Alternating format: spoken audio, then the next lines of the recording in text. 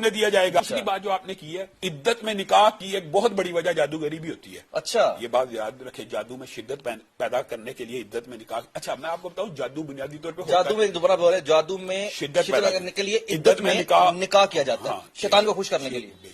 میں کہتا ہوں جادو ہوتا ہی شیطان کو خوش کرنے کے لیے. یہ تو بہت بڑی بات بتا رہے ہیں. ہاں یہی بات ہے. پھر اندازہ کریں جان بوجھ کے چھپانے کے پیچھے جو موٹیو بیان کیا گیا, معاذ اللہ, جو مختلف سورسز بتاتے ہیں کہ انہوں نے ایک خواب بیان کی اور انہوں نے کہا کہ فلاں فلاں, معاذ اللہ میں تو وہ لفظ بھی نہیں کہہ سکتا کہ مجھے حکم ملا ہے کہ عدت میں نکاح, خلاف اسلام اور خلاف شریعت کا حکم ملا ہے, خلاف شریعت.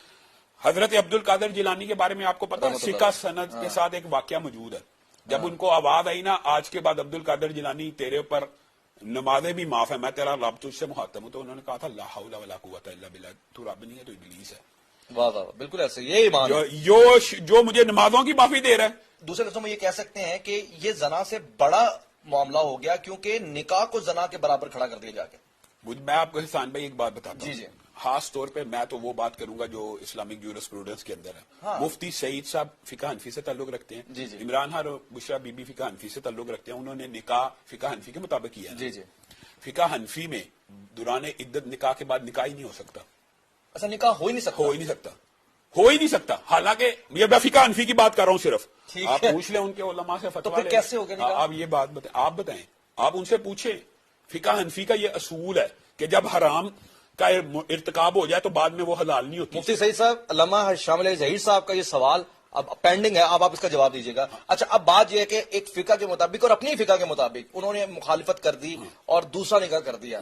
کیا آپ ٹینٹیولی بتائیے کہ ایک ہائپوتھیسس کر لیتے ہیں, کیا ریزن ہو سکتے کہ اتنی بڑی وائلیشن مفتی سعید نے کیسے کر دی؟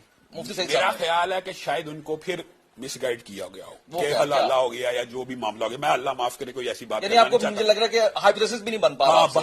ہاں یہ بات ہے, ہائپوتھیسس بھی نہیں بن رہا, یا آپ یہ کہہ لیں کہ یہ بندہ تصور بھی نہیں کر سکتا کہ کیا انہوں نے معاملہ کیا کہ انہوں نے دوبارہ نکاح پڑھا دیا. دوبارہ تو نکاح ان کی فقہ میں جائز ہی نہیں ہے. بالفرض جائز بھی ہو تو آپ مجھے ایک بات بتائیں, یہ جو پہلے کا حرام کاری کا دور گزرا, جو آپ اس کی سزا پوچھیں, بنیادی طور پہ ایک بات میں یہ بھی وضاحت کرنا چاہتا ہوں, جو بوائے کا اقرار ہے نا اس کی حد تو سزا ہے, لیکن جو نکاح کے اندر کبھی کوئی شرط مفقود ہو جائے نا تو اس کے بعد نکاح فسخ ہوتا ہے, باطل ہوتا ہے, اس کو حرام کاری کہا جاتا ہے, اس کے اوپر زنا کی حد نہیں لگتی. یہ میں بات کہنا چاہتا ہوں, سمجھ رہے ہیں؟ یعنی اس نکاح کی حد زنا کی نہیں ہے. پھر کیا ہے؟ ہاں, اس کی حد یہ ہے کہ ان کو علیحدہ کر دیا جائے. یہ حرام کاری کا جتنے دیر وہ نکاح میں تھے حرام کاری کا ارتکاب ہوا ہے, اگرچہ وہی حرام کاری کا ارتکاب ہوا ہے جو زنا والی ہوتی ہے, لیکن شریعت میں اس کی حدود نہیں کہ ہو سکتا ہے کسی نے انجانے میں کر دیا. جیسے مفتی سعید صاحب کا کیا قصور ہے, ان کو تو بتایا ہی نہیں گیا. مفتی سعید صاحب میں تو بات کر رہا ہوں پرٹیکولرلی بشرا بی بی, مثال دے رہا ہوں, عمران خان صاحب کو یہ علم ہی نہ ہو, اس کو تو علم تھا, وہ تو کیونکہ عدت کا